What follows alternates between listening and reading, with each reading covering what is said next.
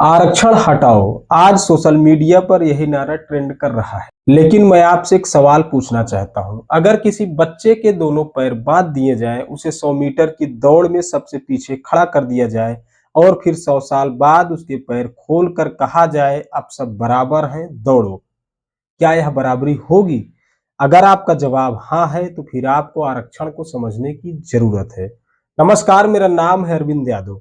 भारत में आरक्षण किसी सरकार की मेहरबानी नहीं है। यह भारतीय संविधान द्वारा स्वीकृत किया गया सामाजिक न्याय का संवैधानिक साधन है। क्योंकि भारत में असमानता केवल आर्थिक नहीं थी, जन्म के आधार पर इंसानों की कीमत तय कर दी गई थी।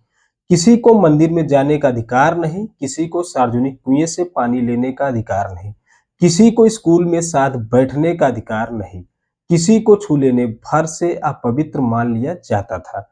यानी देश की एक बड़ी आबादी को केवल इसलिए अवसरों से दूर रखा गया क्योंकि उनका जन्म एक विशेष जाति में हुआ था। यही भारत की ऐतिहासिक सच्चाई है और इसी सच्चाई को देखकर संविधान निर्माताओं ने यह तय किया कि केवल समानता की घोषणा कर देना पर्याप्त नहीं होगा। इसलिए संविधान में केवल अनुच्छेद 14 नहीं है जो कानून के समक्ष समानता की बात करता है, बल्कि अनुच्छेद 15(4) और अनुच्छेद 16(4) भी हैं जो सामाजिक और शैक्षिक रूप से पिछड़े वर्गों तथा अनुसूचित जाति जनजाति के लिए विशेष प्रावधान और सरकारी नौकरियों में आरक्षण का संवैधानिक आधार प्रदान करते हैं। अनुच्छेद 17 ने अस्पृश्यता को समाप्त घोषित किया और अनुच्छेद 46 राज्य को निर्देश देता है कि वह कमजोर वर्गों, विशेषकर अनुसूचित जातियों और अनुसूचित जनजातियों के शैक्षिक और आर्थिक हितों को बढ़ावा दे तथा उन्हें सामाजिक अन्याय और शोषण से बचाए। यानी आरक्षण संविधान के बाहर की व्यवस्था नहीं, बल्कि संविधान की सोच का हिस्सा है।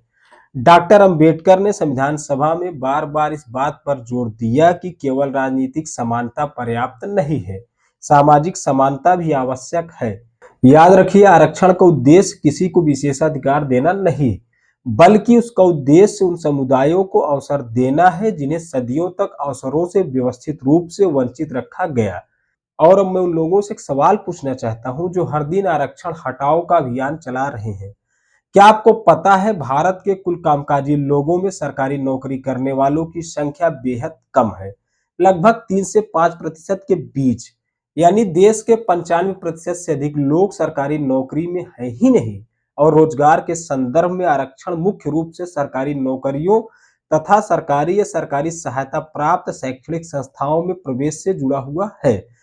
तो असली सवाल क्या होना चाहिए, आरक्षण हटाओ या फिर सरकारी नौकरियां बढ़ाओ? अगर लाखों पद खाली पड़े हैं, अगर नियमित भर्तियां समय पर नहीं निकलती, अगर युवाओं के लिए अवसर कम होते जा रहे हैं, तो क्या गुस्सा आरक्षण पर होना चाहिए या उन नीतियों पर जो रोजगार के अवसर बढ़ाने में असफल रहती हैं?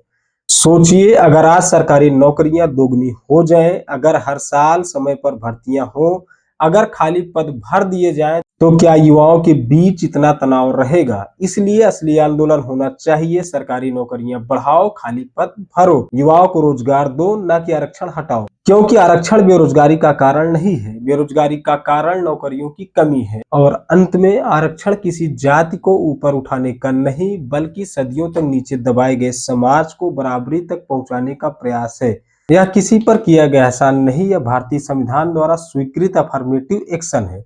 जिस दिन इस देश में जन्म के आधार पर भेदभाव पूरी तरह समाप्त हो जाएगा, जिस दिन हर बच्चे को समान शिक्षा, समान अवसर और समान सम्मान मिलेगा, उस दिन शायद आरक्षण की आवश्यकता पर नई बहस हो सकती है।